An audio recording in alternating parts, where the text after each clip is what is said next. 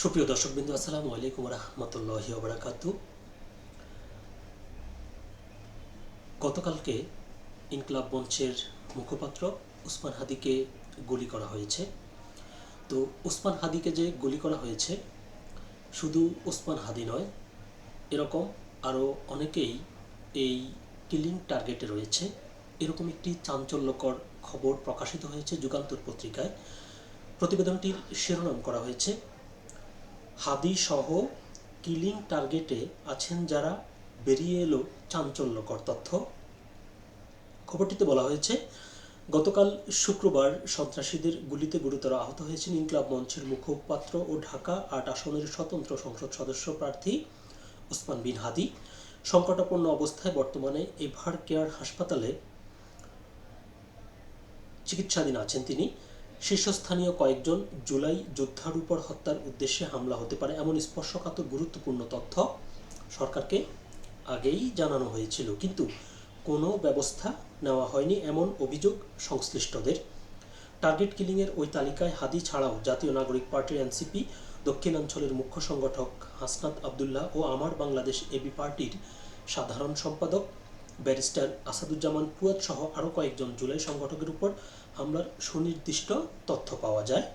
সেপ্টেম্বরে যুক্তরাজ্য প্রবাসী জনৈক আইনজীবীর সূত্রে প্রাপ্ত এই সংক্রান্ত তথ্য যথাসময়ে সরকারের গোয়েন্দা সংস্থা সহ উচ্চ পর্যায়ের কাছেও পৌঁছে দেওয়া হয়। এমনকি খোদ ওসমান হাদি সহ ৩ জুলাই যোদ্ধা নিজেরাই হুমকির বিষয়টি সরকারের দায়িত্বশীলদের নজরে আনেন। এছাড়া পৃথকভাবে যুক্তরাজ্য প্রবাসী ওই আইনজীবী নিজেও সংশ্লিষ্টদের সঙ্গে বিষয়টি নিয়ে কয়েক দফা আলাপ করেন। সূত্র জানায়, হত্যার হুমকির বিষয়টি নিয়ে ওই আইনজীবী সরকারের সংশ্লিষ্টদের কাছে তার কাছে আসা বিশ্বাসযোগ্য তথ্য উপাত্ত তুলে ধরেন। এ সময় তিনি তথ্য প্রাপ্তির সুনির্দিষ্ট সূত্রেরও উল্লেখ করেন। বিষয়টি ব্যাখ্যা করে তিনি বলেন, পেশাগত কাজে বিশ্বের কয়েকটি দেশের গুরুত্বপূর্ণ সিকিউরিটি এজেন্সির সঙ্গে যুক্ত থাকায় তার হাতে স্পর্শকাতর এসব তথ্য এসেছে। দ্রুততম সময়ে এ বিষয়ে প্রয়োজনীয় ব্যবস্থা না নেওয়া হলে বিপদ আসন্ন বলেও সতর্ক করেন তিনি। এ প্রসঙ্গে জানতে চাইলে ব্যারিস্টার ফুয়াদ যুগান্তরকে বলেন, অত্যন্ত নির্ভরযোগ্য সূত্রে এমন হামলার তথ্য পেয়ে আমরা সরকারকে জানিয়েছিলাম, কিন্তু কোনো পদক্ষেপ নেওয়া হয়নি। এছাড়া এসব ক্ষেত্রে শুধু ব্যক্তিগতভাবে নিরাপত্তা বাড়িয়েও তেমন কোনো ফল আসে না, কারণ বিদ্যমান বাস্তবতায় পুলিশি নিরাপত্তা নিয়ে তৃণমূল পর্যায়ে রাজনীতি করাও সম্ভব নয়। এসব উন্নত দেশগুলোতে চলে। এক প্রশ্নের জবাবে তিনি বলেন, আমরা সরকারকে বারবার বলেছি, নির্বাচনের আগে সন্ত্রাসীদের বিরুদ্ধে একটি বড় ধরনের অভিযান চালাতে হবে। বিশেষ করে অবৈধ অস্ত্র উদ্ধার অভিযান ছাড়া সুষ্ঠু নির্বাচন করা আদৌ সম্ভব নয়। শুধু কয়েকজন সিসকে চোর ধরে লোক দেখানো অভিযান সবার জন্য আত্মঘাতী হতে বাধ্য। সূত্র জানায়, ওসমান হাদি, ব্যারিস্টার ফুয়াদ এবং হাসনাত আবদুল্লাহ সহ জুলাই সংগঠকদের উপর হামলার বিষয়ে তথ্য পেয়ে যুক্তরাজ্য প্রবাসী ওই আইনজীবী দ্রুততম সময়ে ঢাকায় আসেন। তিনি সেপ্টেম্বরে এই বিষয়ে হাসনাত আবদুল্লাহ, ওসমান হাদি ও ব্যারিস্টার ফুয়াদের সঙ্গে বৈঠক করেন। তার কাছ থেকে বিস্তারিত তথ্য জানার পর সংশ্লিষ্টদের কয়েকজন সরকারের উচ্চ পর্যায়ে যোগাযোগ করেন। তারা এই বিষয়ে তাদের উদ্বেগের কথা জানান।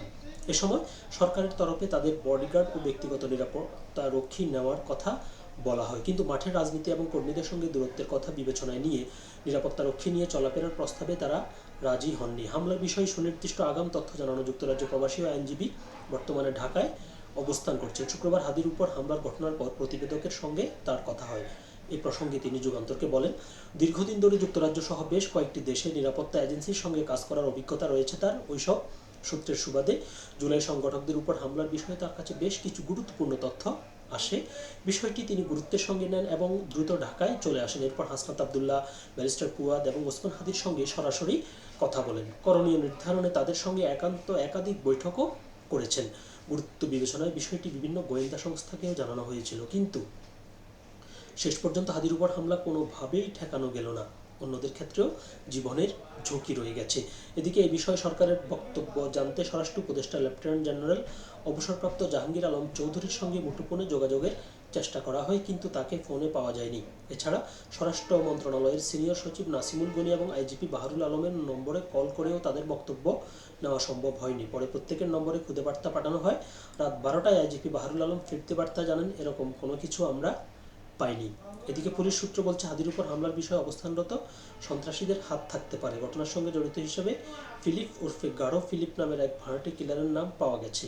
আচ্ছা, এটি তাদের ধারণা বশত তারা শেষের কথাটা বলছে।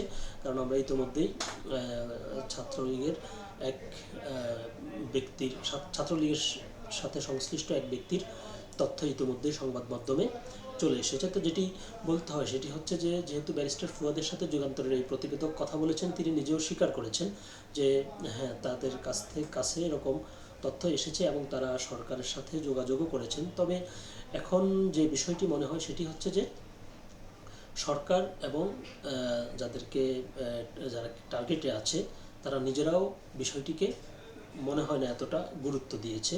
যদি গুরুত্ব দিত তাহলে অবশ্যই তারা এটি নিয়ে আরও সতর্ক থাকতো, সচেতন থাকতো এবং যে ব্যক্তি মাত্র কয়েকদিন আগে তার সাথে সম্পর্ক তৈরি করে তার হাদির কথা বলছিলাম, তার নির্বাচনী প্রচারণায় যুক্ত হয়েছিলেন, অবশ্যই তিনি তার পরিচয় ভালো করে জেনে তারপর তার সাথে একত্রে কাজ করার কথা। কিন্তু তিনি যেহেতু সেটি করেননি, তার মানে হচ্ছে তারা নিজেরাই বিষয়টিকে অতটা গুরুত্ব দেয়নি, তবে দেওয়া উচিত ছিল। এখন হাদিকে যদিও গুলি করা হয়, এখানে বাকি যে দুজনের কথা বলা হয়েছে, হাসনাত আবদুল্লাহ এবং ব্যারিস্টার ফুয়াদটি সহ আরও যারা রয়েছে, এখন তাদের সবাইকে সতর্ক থাকতে হবে। পাশাপাশি আইনশৃঙ্খলা রক্ষাকারী বাহিনী এবং গোয়েন্দা বাহিনীকে এই বিষয়গুলো নিয়ে আরও তৎপর এবং আরও কাজ করতে হবে। তো সকলে ভালো থাকবেন, সুস্থ থাকবেন। আল্লাহ হাফেজ।